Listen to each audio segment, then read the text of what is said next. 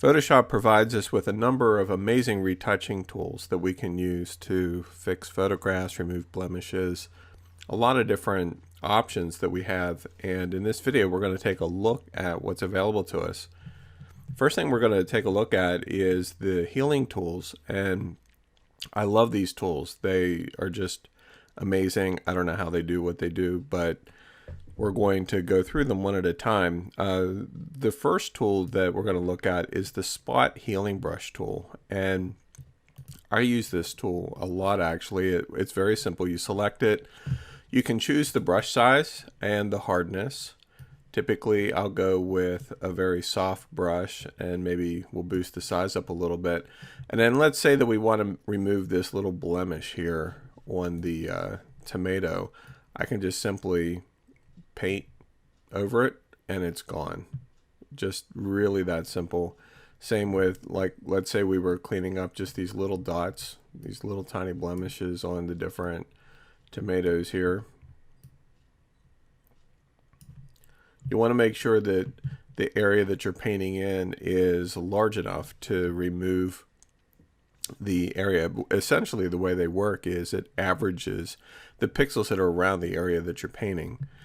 For instance, if we come over here to this tomato and remove the split, if I just paint this in like so, you notice that it's pretty much gone. Does a pretty good job. You can go back and retouch certain areas if you like, but very powerful.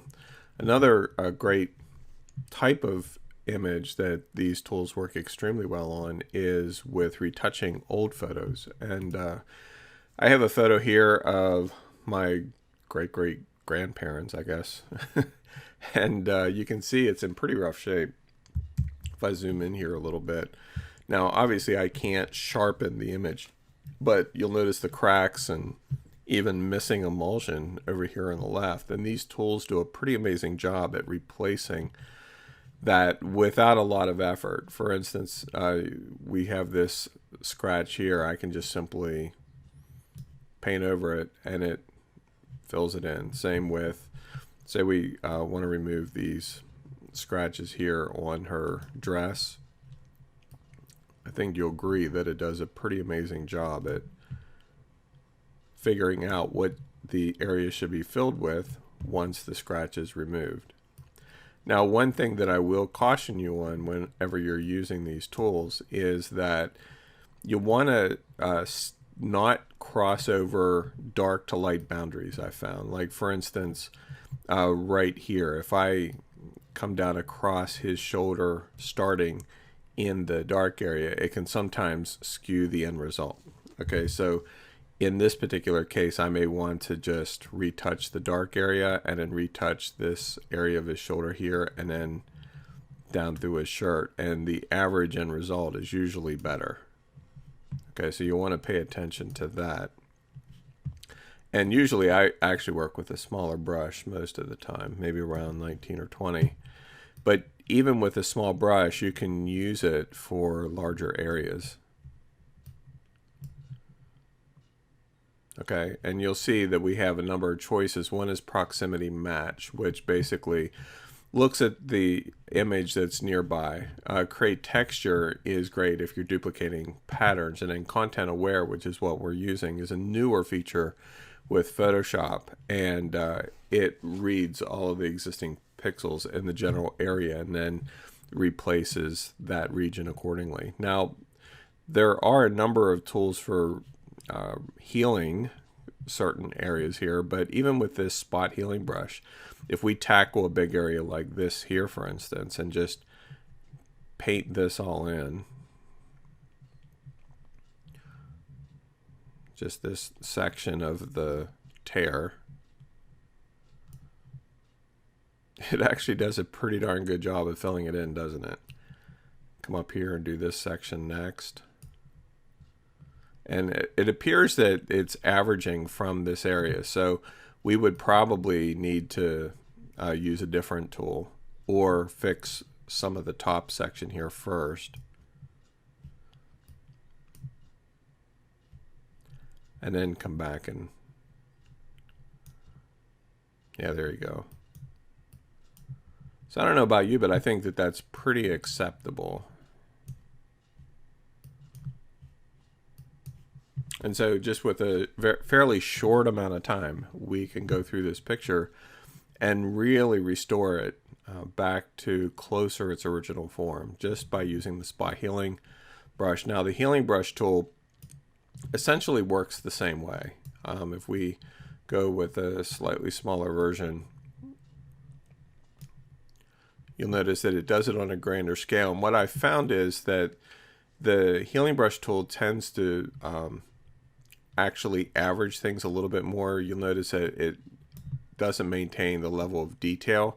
So it definitely has a very specific application, you know, not necessarily for retouching per se, but if you're working on removing blemishes in photographs or want to remove a cloud or something like that, it may be a better option for you. Because in this case, you'll notice where the spot healing brush tool was gave us choices of content aware and all of that, the healing brush just pulls from sampled images, and it also will replicate with patterns.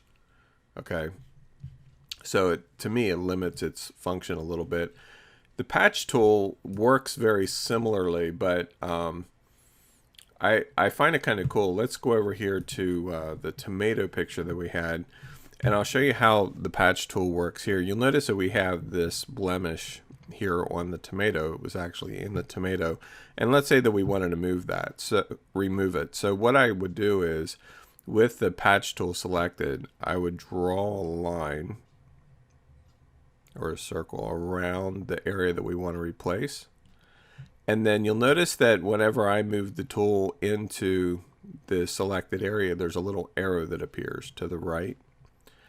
And essentially what that does is, if I left mouse click and drag to the right or to the left, whatever, you notice how it's sampling the image to the right. Whenever I release the mouse, what it'll do is it'll take that as an example and average it together with the pixels that are in the existing source area, and use that to create a patch. Okay, so watch what happens. Now if I deselect, it did a pretty darn good job of removing that, didn't it? And then we could just use the spot healing brush to go in and clean up that tiny little line right here if that bothers us.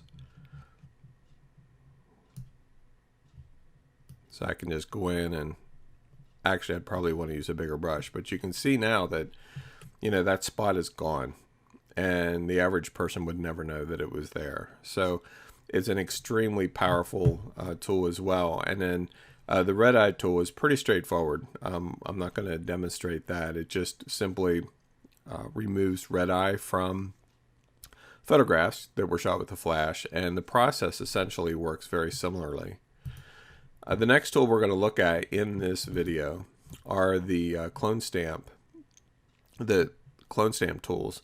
And clone stamp works very similar to some of the patch tools that we were just working with one huge exception, and that is that the clone stamp works with the source image. In other words, rather than use content aware fill like we were playing around with the healing brushes, you set a specific location where you're deriving your repair from. So for instance, if we wanted to remove this line right here, let's increase the size of the brush a little bit. And so I would either, if I'm on a PC, I would push the Alt key to set a source. On a Mac, it's the Option key. And so I would click, hold the Alt key down and click, and that sets my source. And then when I come down and start painting, you'll notice the crosshairs shows me exactly where it's deriving its source repair from. So it's not averaged like the healing brush was. It's a literal side-by-side cloning. I mean, you're cloning one area and going to another. Okay, so in some cases, that can actually work extremely well.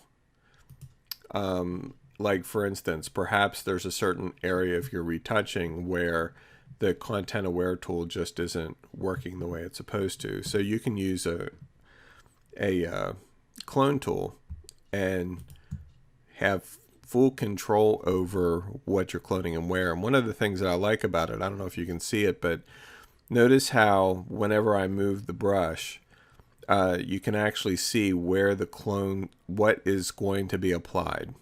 See, if I move it up here, you can see exactly what's going to be applied. It's going to be that grass area.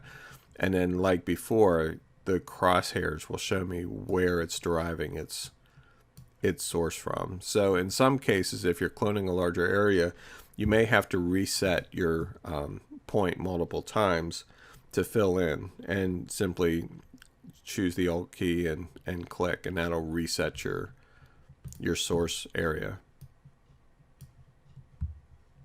Okay. So again, another powerful resource for working in these tools. And one other tool that I forgot to mention here was the Content Aware Move tool.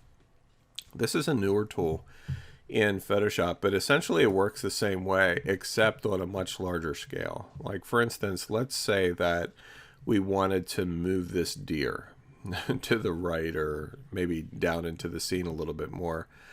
You can simply, with the Content Aware Move, I can silhouette around the deer, and it doesn't have to be perfect, but just silhouette around the deer here.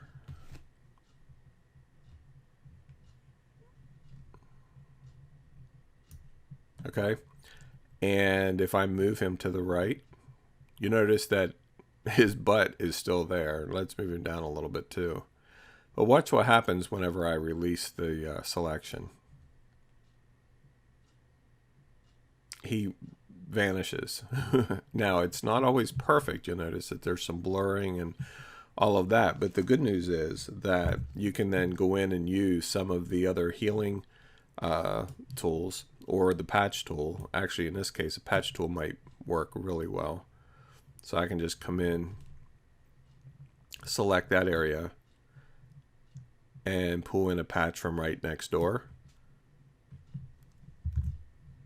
And you notice that it repairs it pretty well. It works very similar to a clone. You notice that there's duplication there, but still across the board, it's a very, very powerful tool. You'll notice that up here around his head, there's really no repair necessary that we have to do. And along with that, the Content Aware tools are probably the most powerful. And there is a Content Aware tool that actually isn't in this toolbar, but it is actually a fill. There's Content Aware Fill. And so if I select, say, this area, let's say that I don't want this dark spot here, okay? So I'm going to draw a selection using the marquee tool that we looked at earlier.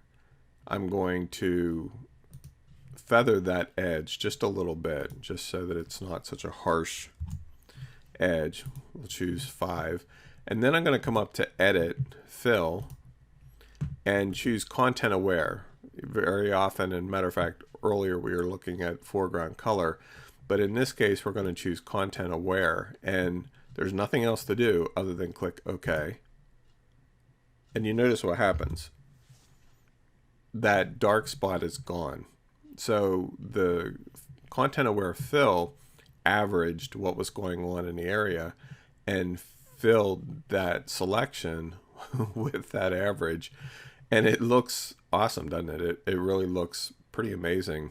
And you would never know that that dark spot was there. So these are very, very powerful tools that you can use in a variety of fashions to create and edit and retouch your photographs in some pretty cool ways.